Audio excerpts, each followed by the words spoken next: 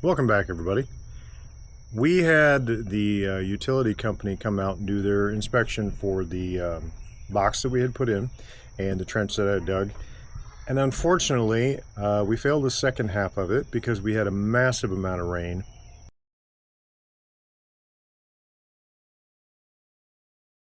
So with wire this heavy, it really is a fight to get it through there.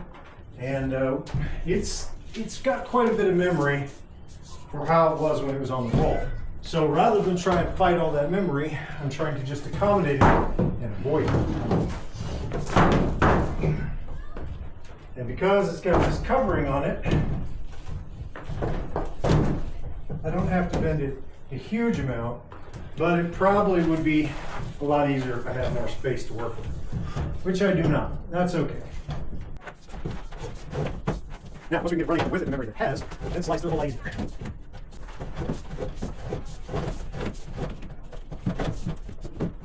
Okay, now, as we get to a smaller space here, we want to make sure that we reduce the size of this loop evenly so we do not kink it. Assuming we can avoid it.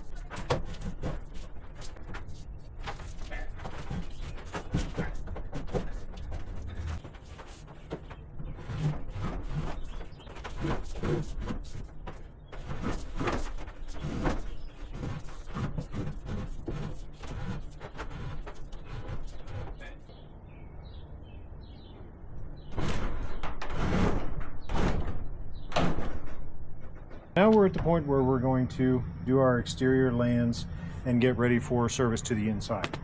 And this is going to power this, which is our primary. So the power is going to come down here to these lands, and this will allow us to turn off the entire house system, everything, except for the power coming in underground. From the underground feeder, everything except for that can be turned off up here. So these would remain hot when the power comes up. Yeah, touching it's weird. Yeah. So we've got our service cables coming in. Like I said before, these are preformed to the factory. We are in the off position. So when this is on, it will energize this bar, and we will have power also running to these two sets of terminals here. So we can have two sets of 240.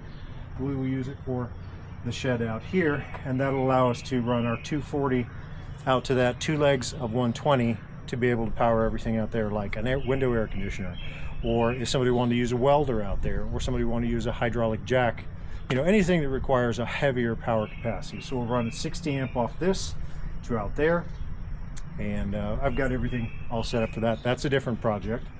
And so now we're going to land this here, and maybe even be able to get the utility company to come out and work on it tomorrow. We'll see.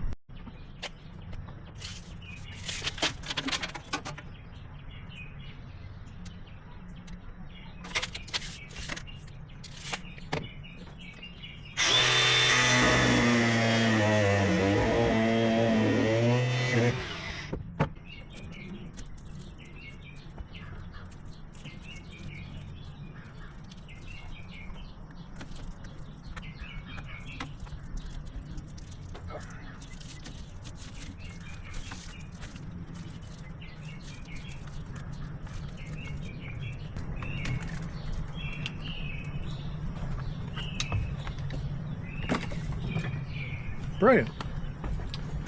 Okay, I guess we're going to follow the ground in.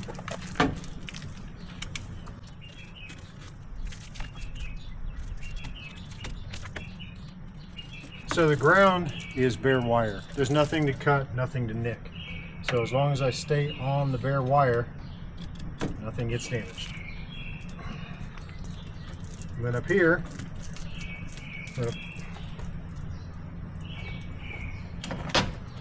pull it back with a screwdriver, get it started sideways cut on top of the screwdriver, and then I can just walk it around. It'll part and tear if it comes off. Like I said, way away from the wires. Backside's a little more delicate. Now, unlike a lot of videos for this, I don't do this every day. This is something I do once per house.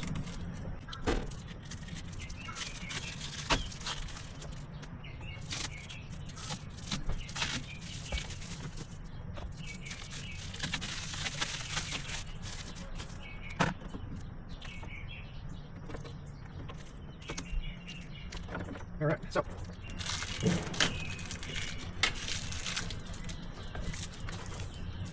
we've got our ground, neutral, red hot, black hot. Black hot looks like it's going to be the hardest to land in this position. So we're going to bend it over just a little bit.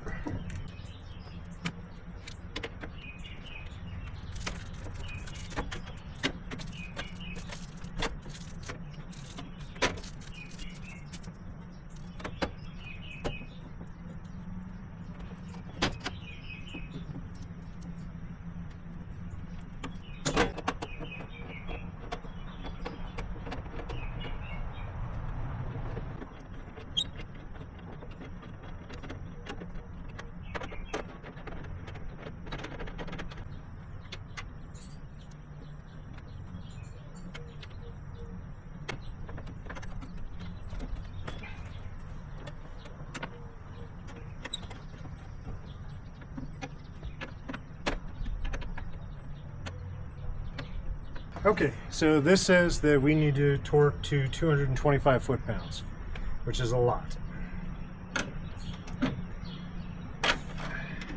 But let's see if we can get this one well out of the way.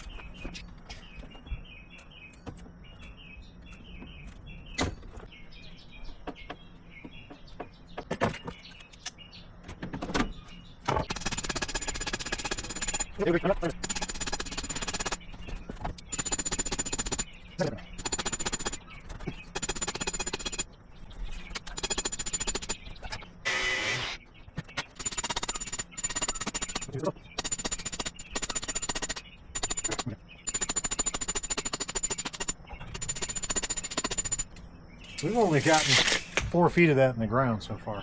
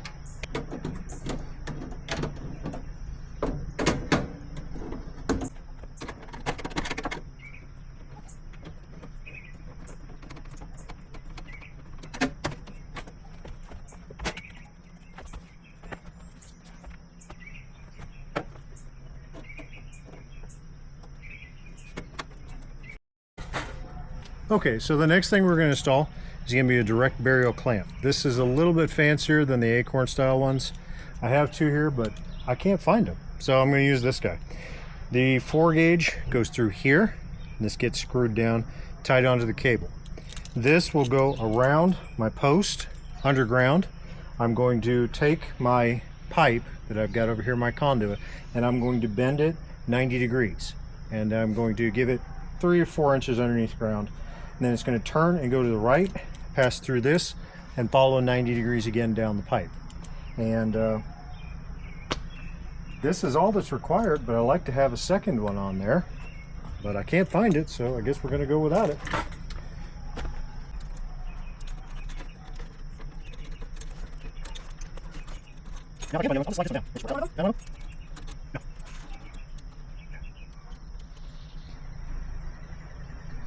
Oh my, this hole is completely full of mosquitoes. It's wild how many are coming out of here. And then the next thing we've got for today is we're going to have to probably do some digging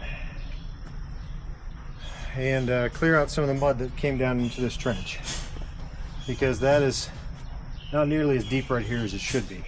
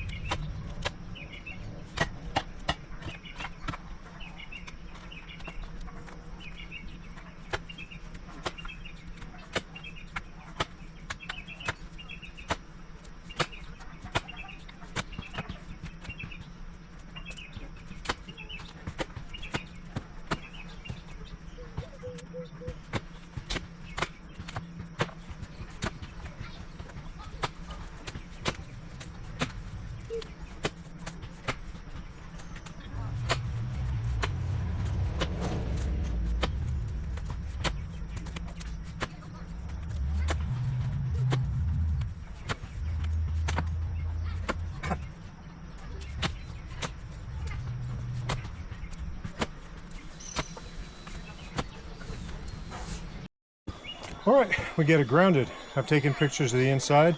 Now I just take pictures of all of the outside.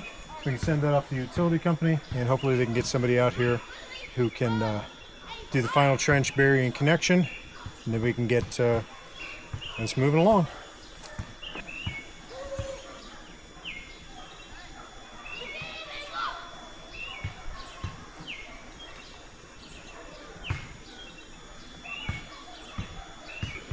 All right, well, thank you to everybody for watching. I know this wasn't the most exciting one, but this is a pretty major step in getting this zombie house back to life. And once we can get it back to life, then we can use some power on the inside and really get a lot of things moving, like testing the well, getting water lines in here, having air conditioning during the summer, at least fans would be great. Not necessarily, but really helpful. And having some of the larger power tools down here, like the jackhammer, the concrete mixer, and being able to, you know, provide water for mixing concrete and things like that would be really helpful. So thank you to everyone for watching. I appreciate your guys' support, and I'll see you on the next one.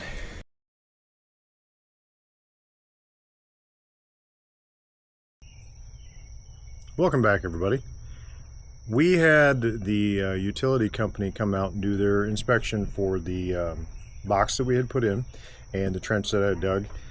And unfortunately, we failed the second half of it because we had a massive amount of rain that had come in right after I dug the trench, and a whole lot of the spoil from the top ended up falling back down into the hole, and we were about 5 to 6 inches short over most of the trench. So a good portion of what we're going to be doing first today is going to be getting that trench cleared out, and hopefully they can come back today and come take a look at what we've got for availability for the trench. And hopefully they can come back today and take a look at the overall dimensions of the depth of the trench. Now, the roots that are in there are going to be quite a bit of a problem to be able to pull everything out. So we're going to be doing it a little bit differently than I did last time with the pickaxe, because the bottom layer that's in that trench is mostly clay. And while the pickaxe does a pretty good job of it, unfortunately the roots are knocking everything off of the pickaxe as I'm pulling it up out of the hole. So one, we could cut the roots, or two, we can go with an enclosed method, like a post hole digger. And we're going to try the post hole digger method first, partly because if I cut all the roots off, then I got to pull all the roots back out of the hole.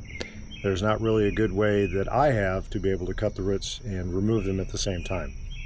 So we'll get you guys set up, and we'll see how much work it takes to get that trench down to where we need it to be. And then once we're done with that, we're going to move inside and we're going to start leveling the floor. I don't know how much time we're going to have today before this next wave of storms rolled through. Once it starts raining, it's supposed to rain for 8 to 9 hours. So hopefully we can get the trench done, and we can get the crew, maybe even the installation crew out here today. They said that they're all ready to go. They're just waiting on me. So we passed everything for the install side, where there's no issues that they had with that, and that's always good to hear. But weather just does what weather does, and we're gonna have to fix it. All right, so I'm gonna get you guys set up, and let's go do some work.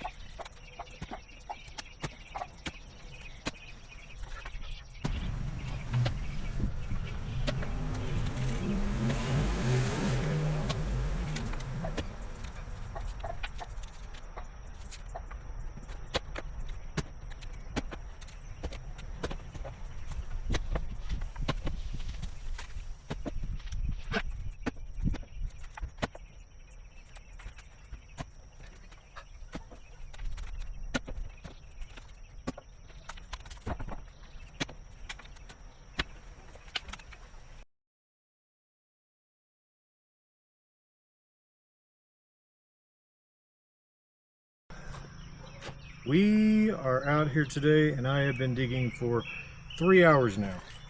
I am finally getting to a section here that I cut straight, and so the spoil mostly did not fall back into the hole.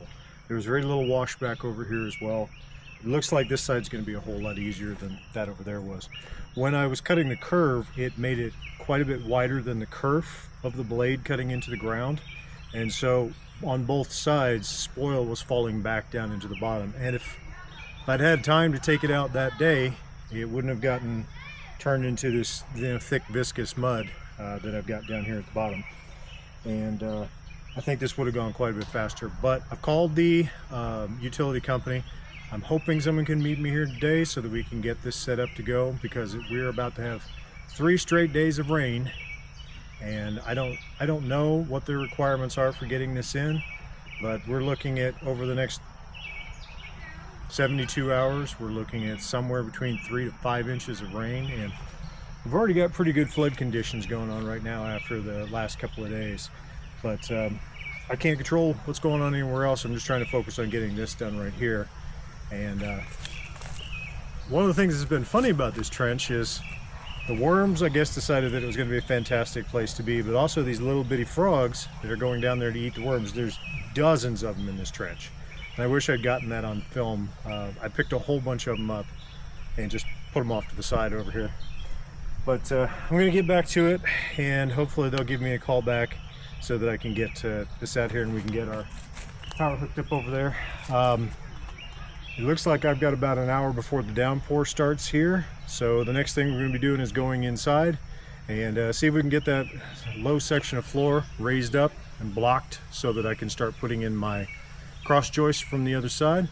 we'll see how long this takes and to see what the weather ends up being. Obviously, I don't have any lights inside, and if we have a storm like we had yesterday, I'm probably not going to be able to see very well in there. So, you know, the toss up, we'll see what we end up doing. But progress is being made.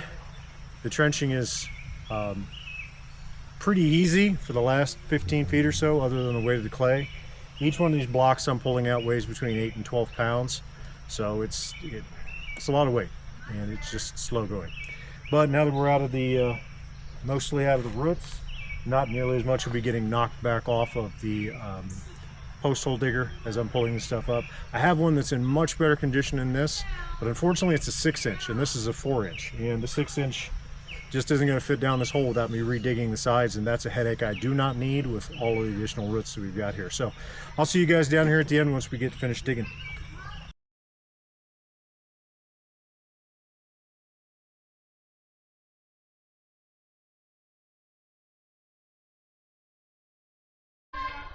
Well, took another hour and 20 minutes from when I had the last video. I am so glad to have that done. The frogs were getting away, and then they're going back the other way, and I was trying not to squish frogs. Hopefully I didn't get very many. But we have already all the way, we have now made it all the way over to the post, and we've got our sweep 90 over here below grade. Our sweep 90 fits below grade over there with the 2-inch sweep. The trench all the way through is at least 36 inches deep. In some places it's more like 39, just because the ground is so wet. It was almost impossible to just pull it out level. So assuming we don't get just absolutely torrential rain tonight and tomorrow, hopefully we can get this completely finished and have electric up to the house when I'm down here next. But it's not quite the end of the day yet, so we're going to go inside and see what we can do about those floors. But first, I'm going to take a break. I'll be back.